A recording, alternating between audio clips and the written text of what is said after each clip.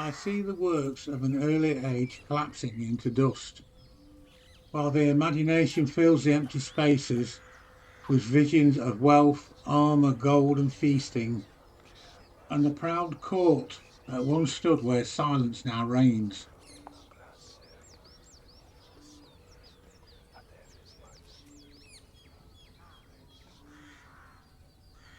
The arrival of Germanic tribes, the Anglo-Saxons and the Jews, in Britain may not have been a single campaign like one thought, but a gradual process stretching across centuries, beginning with trade-in and probing well before the commonly mentioned 5th century turning point.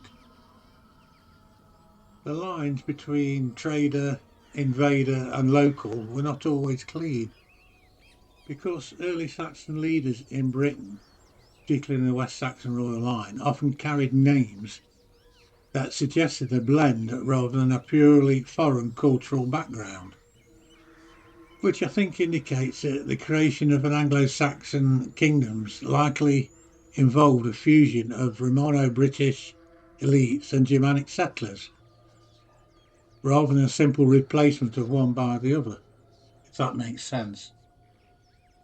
Hinting that intermarriage and alliance had already begun before the major migration hardened into permanent settlement.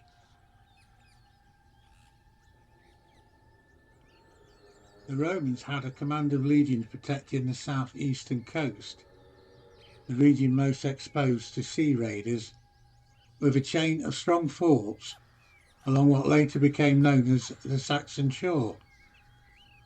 These coastal fortresses were large, heavily built, ringed by ditches and towers, with walls rising quite high in places.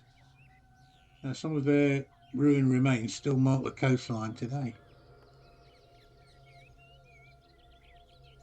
Now, the reasons why Britain collapsed into vulnerability around the early 5th century remains complex. Obviously, the Romans leaving rather suddenly didn't help. Internal political struggles, breakdown of central command, rival generals, local power grabs, and repeated plunder all played a part, I suppose.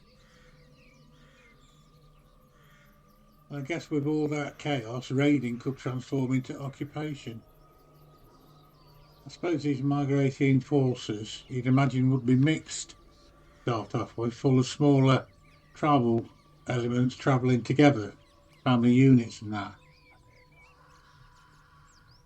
Now, you'd imagine a transformation of Anglo-Saxons and Jutes into unified English identity was a gradual process in the early medieval Britain, possibly with Angle emerging as the preferred collective term, despite Saxon being commonly used by outsiders. And I think this tended to settle in different parts of the country, and the dialect that developed between them all became known as Old English. Now, modern thinking says that it did not unfold like a planned military operation with clear lines and measured advances.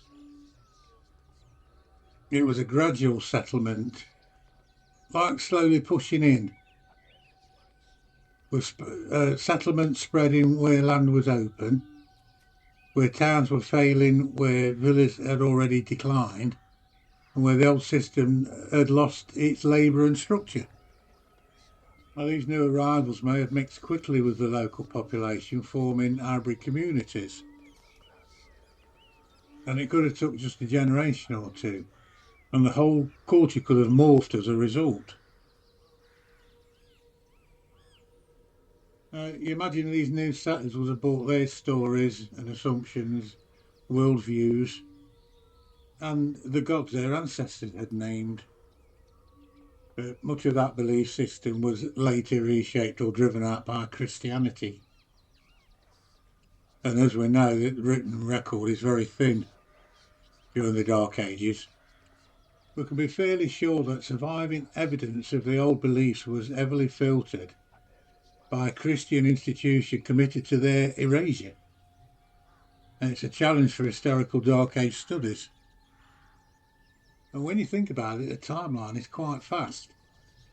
Settlement around the mid-5th century, the arrival of Christian missionaries at the end of the 6th, and the complete conversion was only a few generations. Yeah, imagine a person living at this time and the major incursion of the church in the 7th century.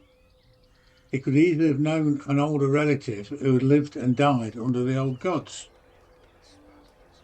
Yeah, it doesn't make you wonder how strong their paganism faith was.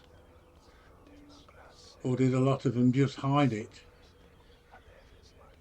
Yeah, competing faiths did not usually coexist politely. Look at Christianity and Muslims. They struggle, they overwrite, they absorb, and they suppress, which Christianity had already done in the Mediterranean area, adopting some customs and stripping them of others, like old pagan meanings, transforming seasonal festivals and household practices into parts of Christian calendars. But I suppose it would have helped the Celtic people, the Romano-British, merge with the Anglo-Saxons and what have you, and the Jutes, because they were all under one banner, as you might say. Yeah, it's an interesting theory. What do you think?